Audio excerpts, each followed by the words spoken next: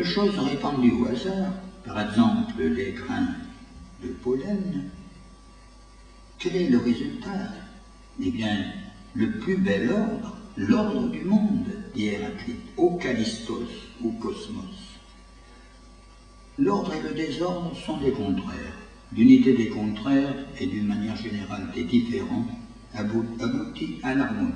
À partir des différents, la plus belle harmonie, dit Héraclite. Cela dans la nature. Or, que se passe-t-il lorsque l'aspect de la nature, par exemple une prairie en fleurs, la course des animaux sauvages dans la savane, un coucher de soleil sur la mer, vient nous surprendre et nous émerveiller par sa beauté? Il ne s'agit que de la vie. Nous étions acteurs de la vie, nous en devenons spectateurs. La beauté est beauté de la vie, et il n'y a de beauté que de ce qui est vivant. J'étais en train de travailler, il y avait l'orage, mais l'orage est passé. J'ouvre la fenêtre. Un sublime arc-en-ciel, semblable peut-être au signe que Dieu fit à Noé après le déluge, s'étend d'une colline à l'autre. Si quelqu'un est à côté de moi, je pourrais dire « c'est beau », sans crainte d'être contredit. Mais la beauté est d'abord constatée. Ce n'est pas moi qui fais que l'arc-en-ciel est beau. Je n'y suis pour rien. J'étais plongé dans ma recherche, mes préoccupations. Je suis brusquement délivré de ma vie besogneuse et tourné vers l'avenir. C'est une catharsis, une purgation, c'est une pause dans le temps. Ce qui a lieu et dont la beauté s'impose à moi ne fait pas signe vers autre chose. Cela vaut en soi. Finalité si l'on peut concevoir que l'on eût pu vouloir que cela soit, mais finalité sans fin, sans autre fin que la chose même. Le sens de la beauté est de montrer la vie comme valant en soi, n'ayant pas besoin de sens, étant le sens. Dans le cas de l'arc-en-ciel, qu'il ne faut pas isoler de la pluie, du soleil, etc., il s'agit de la nature. Si l'on admire la course des marsupiaux dans la savane, ou l'extraordinaire beauté des créatures des fonds sous-marins, il s'agit de la vie des espèces vivantes, perçues comme n'ayant pas d'autre signification que d'accomplir la vie même. Et à quoi tient la beauté de l'enfant que l'on voit? Ne se proposer encore aucun but, mais tout simplement sourire à la vie, si ce n'est que c'est la vie même qui sourit, innocente, non encore enlaidie par le mal-être de l'insatisfaction. Or, dans tout ceci, j'ai laissé de côté les formes de la beauté que j'ai appelées beauté mêlée, liée à l'utilité, beauté marquée, c'est-à-dire beauté de l'être humain, aux yeux de l'être humain, beauté spirituelle, ce mot étant pris dans un sens large, c'est-à-dire beauté des créations de l'esprit, laquelle peut être dite intellectuelle, artistique ou morale. Beauté morale, c'est de cette dernière forme, la beauté morale, que je compte parler maintenant. Voici deux exemples où l'on voit la beauté du sacrifice.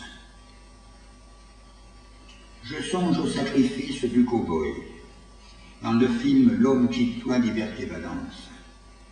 En sauvant la vie de son rival dans l'amour d'Alice, le jeune avocat que le hors-la-loi allait tuer, il assure l'avenir et le bonheur d'Alice, lui sacrifiant les siens, puisqu'il finit dans l'ivrognerie et le dégoût de vivre.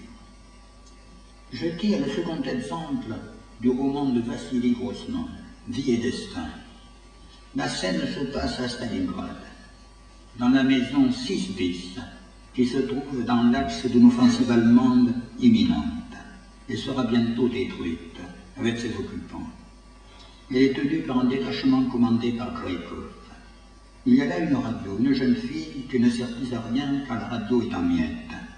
Greikov aurait dû la renvoyer à l'arrière sur l'autre rive de la Volga, mais il l'aime. Or Katia, car c'est son nom, et le jeune soldat Serioja se sentent attirés l'un vers l'autre. Une nuit, ils s'endorment sur la capote de Katia, dans les bras l'un de l'autre. Greikov s'approche, les regarde dormir. La tête du deuxième classe Serioja Tchakolnikov repose sur l'épaule de la radio. Surpris dans leur sommeil, ils se mettent debout, se tenant par la main. « Tchakolnikov, dit Greikov, tu vas te rendre au PC du régiment. » Je t'y détache. Puis il ajoute, la radio ira avec toi. Elle n'a rien à faire ici sans émetteur. Et soudain, Serioja se rendit compte que des yeux merveilleux le fixaient, des yeux intelligents et tristes, des yeux comme il n'en avait jamais vu de sa vie. Rykov ici passe de l'ordre humain ordinaire, où l'on suit les suggestions du désir, dans un ordre différent et plus élevé, l'ordre du spirituel, de la vie spirituelle. Je distingue l'ordre du collectif et l'ordre du spirituel. Dans l'ordre de la nature, l'harmonie résulte de l'unité des contraires. Dieu est jour-nuit, hiver et paix, guerre et paix, satiété faim, dit Héraclite. La guerre, qui est le père de toutes choses, n'est pas une valeur négative. L'unité de tous les couples de contraires est l'unité cosmique. Or, dans la société humaine, on a, comme dans la nature, l'unité des contraires. Dans toute société, il y a des classes différentes, en lutte plus ou moins feutrée ou violente. L'idée d'une société sans classe est une illusion.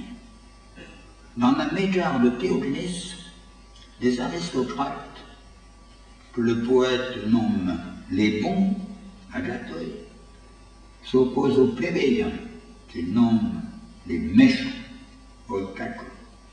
Et dans toutes les cités grecques, on retrouve une telle opposition. Il en va de même plus tard dans l'Occident chrétien. C'est la lutte des classes qui remplit l'histoire moderne, écrit Guizot, en 1828. Après l'affranchissement des communes, la bourgeoisie engagea contre les ordres privilégiés une lutte qui s'acheva par la Révolution française. Malebranche, dans ce chef-d'œuvre qu'est son traité de morale, ne parle pas de classe mais de conditions. La différence des conditions est, dit-il, une suite nécessaire du péché, c'est-à-dire de la concupiscence, de l'injustice, de l'ambition. La raison seule devrait gouverner, mais avec le péché, la force ou la loi des brutes est devenue la maîtresse parmi les hommes. Dès lors, on a dans la société quelque chose comme la composition des forces en physique, avec une résultante variable selon que ce sont les forces opposées des riches et des pauvres, ou des pauvres, des privilégiés et de la bourgeoisie, des bourgeois et des prolétaires, qui sont en présence. Il peut arriver qu'une classe l'emporte sur une autre. En Asie, par exemple, dit Guizot, une classe a complètement triomphé et le règne des castes a succédé à celui des classes. En France, au contraire, les classes, certes différentes, mais incapables de victoire totale, se sont accordées sur des valeurs communes et générales d'une application incertaine. Ainsi, dans l'ordre du collectif, ce qui compte est la force. Et la raison, dans son usage machiavélien, est au service de la force. L'on a les contraires, et l'unité des contraires, comme dans l'ordre naturel. Mais alors que dans la nature, le résultat est l'harmonie de la nature et la beauté du monde, pourquoi, lorsqu'on regarde le monde humain, c'est-à-dire ce que l'homme a fait du monde, ne parlera-t-on pas de beauté? Pourquoi dira-t-on au contraire, le monde est laid, et particulièrement le monde des guerres criminelles, du terrorisme, de la malnutrition et du sida? Pourquoi cela? Parce que l'homme n'est pas la nature et qu'il y a contradiction entre le sens de l'histoire et le sens de l'homme. La nature concilie les contraires. Il en va de même dans la société, dans l'ordre du collectif. Et l'on peut dire, la société est guerre et paix, satiété, faim, richesse et pauvreté, pouvoir, soumission, justice, injustice, bien et mal. Seulement, il appartient à l'homme, en tant qu'esprit, de ne pas dire oui à tout, mais de choisir. De vouloir la paix et de refuser la guerre, de refuser la soumission, l'injustice, le mal. Ce refus du négatif se trouve dans le rêve des réformateurs sociaux, mais jusqu'à présent, ils ont échoué. Ils ont voulu mettre fin à la laideur du monde, mais par des moyens eux-mêmes laids, car impliquant la violence. Ainsi, l'on peut parler de beauté devant l'harmonie du monde naturel, mais non devant le monde humain. Il y a une vie naturelle ou collective qui implique l'unité des contraires, mais il y a une autre vie, la vie spirituelle, qui réalise une autre sorte, non naturelle, de beauté. La beauté est toujours la vie, mais l'on est passé, comme le dirait Pascal, d'un ordre à l'autre. J'ai parlé du geste de Tom Donifon et de celui de Grékov. L'on dit c'est beau. Le geste beau en soi. Si Grékov eût été chrétien, son geste n'aurait peut-être pas la même gratuité, serait peut-être moins beau, puisqu'il y a la promesse. Moins beau est le refus de porter les armes que les témoins de Jéhovah opposèrent à Hitler, car croyant en Dieu, ils espéraient une récompense. De même peut-être pour le dévouement aux autres de Mère Teresa, qui avait, disait-elle, passion patte avec Jésus-Christ. Les gestes désintéressés, les gestes de pure bonté sont toutefois innombrables. Montaigne protestait contre la fausse psychologie qui les dérive de l'égoïsme. Or, ce sont des gestes individuels. Si l'humanité peut être sauvée, le salut ne peut venir que de l'individu, j'entends des individus les plus libres, non de ceux aliénés aux valeurs collectives. Le collectif ne va pas sans ce crime collectif qui est la guerre. La collectivité élève des statuts aux grands coupables. Mais il y a deux sortes d'individus libres, ceux qui restent dans l'anonymat et les philosophes, du moins les plus libres d'entre eux, qui sont les Grecs. Je vois beaucoup de beauté dans l'œuvre des Parménides, des Héraclites, des Empédocles, des Platon, des Zénon, des Épicures, mais aussi dans leur personne. Grande fut leur solitude intellectuelle. Leur œuvre est née de cette solitude. Mais ensuite, elle répand des trésors de liberté, donnant du courage pour ne pas rester aliéné aux fausses valeurs de la vie collective et être soi. Mon amie Émilie se trouva un jour en perdition, sans aide et presque sans argent, du côté de la Turquie. Or, dans une librairie d'Istanbul, elle trouva un livre venu du fond des âges et qui lui apporta le salut. C'était l'apologie de Socrate. Le salut parce qu'elle comprit qu'à l'écart des engagements collectifs, elle avait à tracer son propre chemin, à suivre, hors des sentiers battus, la voie de la vraie vie, la voie de la vie vécue dans la beauté. Elle vit maintenant en Corse. Sa parole est une des plus authentiques que je connaisse, car elle vient d'elle-même et d'elle seule, sans aucune trace des idées toutes faites et des opinions répandues. Je ne mets pas les fondateurs de religion au niveau des philosophes, car ils font des promesses.